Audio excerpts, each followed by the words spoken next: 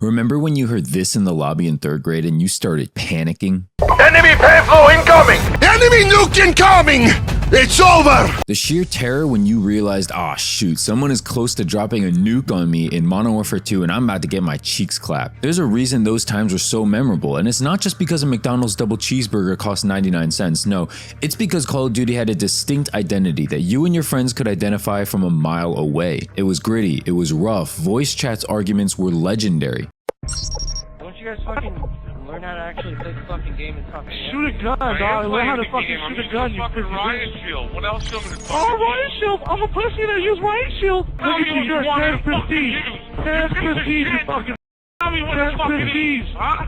Tell me what to fucking use, huh? Tell me what to fucking use to play the fucking game, and I'll fucking work you. But now that feeling is, well, gone. Call of Duty isn't dead in the sense of nobody playing the games anymore, but the feel, the looks, the sounds, and the aesthetic of what made Call of Duty so legendary is long since gone. Nowadays, Call of Duty feels like a hollow shell of what it once was, remastering the classic maps, bringing back fan favorite features, and trend hopping and chasing other games that have been proven to be more successful than it. COD is reeking of desperation, and in the process has completely lost its identity of what made it a household name from the very start. Today we're going to be uncovering exactly how Activision butchered its golden goose into the pathetic mess that you see today. The easiest place to start with this breakdown is in the operator skins. Now, I don't think every skin needs to be a soldier in some variation of the same military war uniform, but the cosmetic skins we've gotten in the past 3 years especially have really removed most veteran players, including myself, from reality. Cel-shaded art styles like Beavis and Butthead or Stan Smith have removed any semblance of realism, gritty aesthetics that a majority of old-school Call of Duty fans came to love and enjoy. Even crossover celebrity skins that aren't quite as off-model like the Snoop Dogg skins, 21 Savage, Devin Booker, or Nicki Minaj leave an odd taste in fans' mouths as they seem random at the very best. Maybe it wouldn't be quite so egregious if these skins actually costed a fair price, but on top of a $60 or $70 video game title, we're now paying $20 to $30 per bundle for a first-person operator skin that the user, you, cannot even see yourself. The charm of trying to identify if the opponent you're running into is sniping because he's wearing a ghillie scoot, that's all over now because it's probably just some sweaty player now using the Kevin Durant skin, and there's not even a hint of what gun he might be using. He could be using a shotgun, pistol, or sniper. You have no idea. I also want to add that it's not even the fact that there are crossover celebrity skins and movie, TV show adaptations now, it's the fact that there are so many. Every single lobby you jump into, somebody has some goofy variation of a cosmetic skin on, and it makes you forget that you're playing Call of Duty. These skins actually have some place in games like Fortnite or Valorant because those games don't try to take a gritty military approach, but Call of Duty has really lost its way compared to the games that made this series so legendary back in the days of Modern Warfare 2 and Black Ops 1. Speaking of those legendary titles, something else I noticed when comparing the old versus new is the general theme of these games as well. For instance, just listen to the following 2 voice lines. Enemy AC-130 above! Hang on, let me call Langley, give him the good news. As you can tell, one of these announcers definitely has a bit more gusto and a little more oomph in their voice compared to these new Call of Duty games. There was even a level of emphasis on voice lines and background lobby music that made the games unique. When you spun up the Modern Warfare 2 menu screen, even though you weren't even playing the multiplayer or the Spec Ops game yet, you knew what kind of experience you were going to get just from the music. There is no charm or specific feeling you get these days when you play Black Ops 6 or any modern Call of Duty game for that reason. Nowadays, spinning up current day Call of Duty, I'm just expecting to be hit in the face with advertisements for the store, promotions of this overpriced battle pass called Black Cell, and when I do finally get in the game, I just get completely destroyed by TTV streamers with 2 viewers, and one of them happens to be their mom. Wait.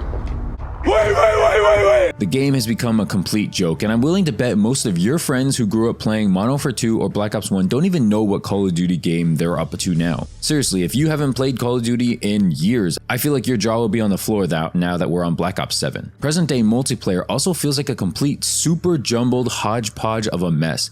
It feels like the only direction Activision and the developers there are stepping towards is how to make more money. They're figuring out how to generate more sales for microtransactions, figuring out which goofy skin will appeal to this new generation of Call of Duty player. They think they're gonna have to out Fortnite, but it'll never happen because Call of Duty is not Fortnite. The developers really forgot what made their games unique in the first place: iconic maps, music, and this gritty war feeling. They're trading all this in for a quick cash grab of trying to compete with games like Fortnite and Apex Legends when really they have no business being in the same ballpark. Along with that, classic Call of Duty games took risks with missions like no Russian or gore in World at War, things like legs popping off, arms popping off. They had infamous characters in the campaigns like Makarov, Shepard, and Price. To be honest with you guys, these days I couldn't tell you a single character name from the last 5 Call of Duty campaigns, and it's probably because nothing really stood out to me, and I'd be surprised if you could, in the comments down below, let me know any character name from the previous campaigns. Each modern Call of Duty game feels like an add-on to the previous title instead of breaking the norm and reinventing things or innovating upon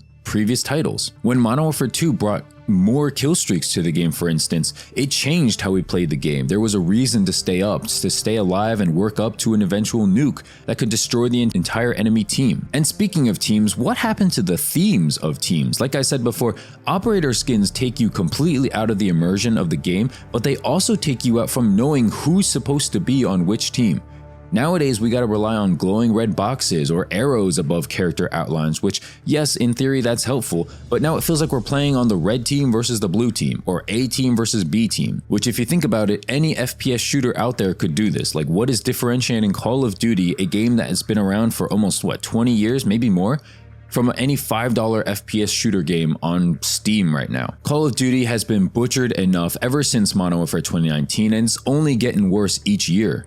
They see how many microtransaction goofy skins sell every single time, and they are only encouraged to provide more for this, growing younger fan base. Unlike me and you, there are countless kids or, old dads out there who think it's funny to look like a certain character, or maybe there's a certain character that, rings true from the 80s when they were kids, and essentially they want to wear a graphic t-shirt in this video game rather than speaking with their wallet and not purchasing microtransactions to get the company to stop feeding into going for a quick cash grab. And instead of that, they should be trying to get the generation that grew up on Call of Duty games back on the games. These are the true Call of Duty fans instead of these, young kids who will just jump to the next game as soon as a new one seems more fun. Unfortunately for us, the new generation wildly outnumbers us, and so the days of us seeing a classic Call of Duty game again are slim to none. We must speak up and get our voices out there if we want to see any chance of a comeback to the game that you and I grew up on so fondly. I know that there might be some new naysayers out there in the comments section who like what they spend money on and like supporting the game in this way, and to that I would just say, Activision, if you're watching this video, simply add a toggle switch so that the viewers and the players who don't want to see that certain goofy cosmetic skins can simply turn that off if they don't want to see it, and the people who want to see it on their model and on the other people's characters, they can see it as well. It's a win-win, and it doesn't cost Activision pretty much anything. It might cost them some sales, but I think a little bit of sales being sacrificed for the betterment of the COD fan base and the overall happiness of the Call of Duty franchise, I think goes a long way. So please like and share this video so that it gets out there, and hopefully if we make enough noise, Activision will notice that there are a majority of us out there still that are willing to come back to Call of Duty games if they were to listen to what made their games so great in the first place. Thank you so much for watching. If you enjoyed this video, make sure to leave a like and subscribe if you're new, and I will see you in the next video. Have a great day, guys. Peace.